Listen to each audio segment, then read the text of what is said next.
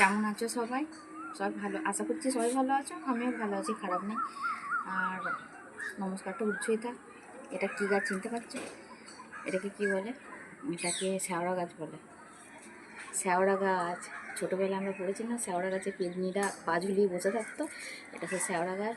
বৈশাখ মাসে আজকে 13ই বৈশাখ, আর আজকে হাল সাল। আমার ঠাকুমা বলতো নাকি হাল সাল থেকে নাকি নতুন মেঘ, আকাশে নাকি নতুন মেঘ আসে, বৃষ্টিটা নাকি নতুন মেঘের বৃষ্টি হয়। তো আজকের দিনে এই শ্যাওড়া গাছের ডাল নাকি ঘরের কোণেতে দিলে ঝড় বৃষ্টি হলেও বাড়িটা মানে ভেঙে পড়বে না, বা খড়ের চাল, তো তখনকার দিনে খড়ের চাল ছিল, খড়ের চালটা উড়িয়ে নিয়ে যাবেন। এখনকার দিনে সব পাকা বাড়ি, তবুও গ্রাম বাংলার মানুষ এখনও সেই রীতিটা মেনে চলে। এবং এই তো শ্যাওড়া গাছের ডাল দিতে যাচ্ছি। আর কি বলো তো, একতলার ছাদ থেকে ভিডিও করি না, মানে এদিকে একবার দেখি ওদিকে একবার দেখি, কেউ আমাকে দেখছে নাকি। বড় মেয়ে হাসছে, ওই জন্য আজকে উপরটা এসেছি, মানে দোতলার উপরটা এসেছি, মানে আমি যে রুমটায় থাকি তার মাথার উপরে ছাদটা এসেছি। মানে এখানটা একটু একটু সেফ, মানে নিজের মতন দুটো কথা বলা যায়, এদিক ওদিক না রাখেও বলা যায়।